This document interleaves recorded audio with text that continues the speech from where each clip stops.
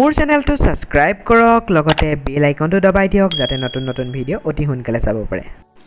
নমস্কাৰ বন্ধু বান্ধৱীসকল পুনৰবাৰ এটা নতুন ভিডিঅ'লৈ আপোনালোক সকলোকে স্বাগতম জনাইছো তো বন্ধু বান্ধৱীসকল আজিৰ এই ভিডিঅ'টো যিসকল ছাত্ৰ ছাত্ৰীয়ে ডিব্ৰুগড় ইউনিভাৰ্চিটিৰ আণ্ডাৰত পঢ়ি আছে তেওঁলোকৰ বাবে ইম্পৰ্টেণ্ট ভিডিঅ' হ'বলৈ গৈ আছে বন্ধু বান্ধৱীসকল মই আগৰ ভিডিঅ'ত আপোনালোকক কৈছিলোঁ যে ডিব্ৰুগড় ইউনিভাৰ্চিটিৰ আণ্ডাৰত যিসকল ছাত্ৰ ছাত্ৰী পঢ়ি আছে তেওঁলোকৰ বাবে ইউনিভাৰ্চিটি অপেন বুক অনলাইন সিস্টেমত এক্সাম পতাৰ কথা চিন্তা কৰিছে বন্ধু বান্ধৱীসকল অপেন বুক অনলাইন এক্সাম কেনেকৈ পতা হয় তাৰ সম্পূৰ্ণ ভিডিঅ' দিয়া আছে লিংক ডেছক্ৰিপশ্যনত পাই যাব লগতে অপেন বুক অনলাইন এক্সামৰ টিপছো আপোনালোকে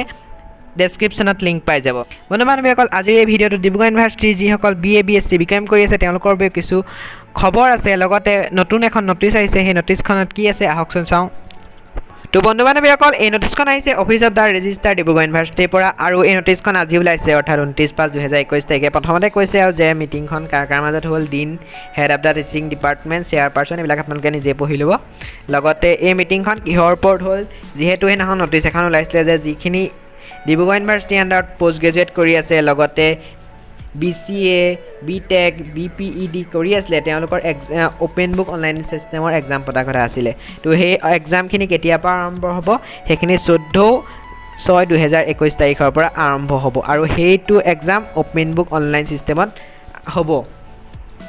লগতে ইয়াত কোৱা হৈছে যে যিখিনি অপেন বুক অনলাইন সিস্টেমৰ গাইডলাইন আছিলে সেই গাইডলাইনখিনি আগত দি দিছে আপোনালোকে ইউনিভাৰ্চিটিৰ ৱেবছাইটৰ পৰা ডাউনলোড কৰি চাব পাৰিব লগতে যোনখিনি গাইডলাইন আছিলে তাৰ ওপৰত মই ডিটেইল ভিডিঅ' বনাই থৈছোঁ তাৰ লিংক ডেছক্ৰিপশ্যনত পাব তাৰ পৰা আপুনি চাব পাৰিব তো এই নটিচখনত ইমানেই আছিল যে 14/6/2021 তাৰিখৰ পৰা অৰ্থাৎ 14 জুনৰ পৰা অপেন বুক সিস্টেমৰ এক্সাম আৰম্ভ হ'ব শেষত ইয়াত লিখিছে যে যোনখন প্ৰগ্ৰেম আছে সেই প্ৰগ্ৰেমখন অতি সোনকালে ৱেবছাইটত পাই যাব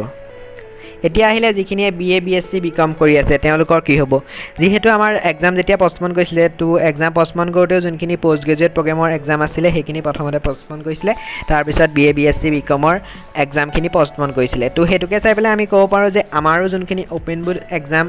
আছে সেই অপেন বুক এক্সামখিনি এওঁলোকৰ হোৱাৰ পিছত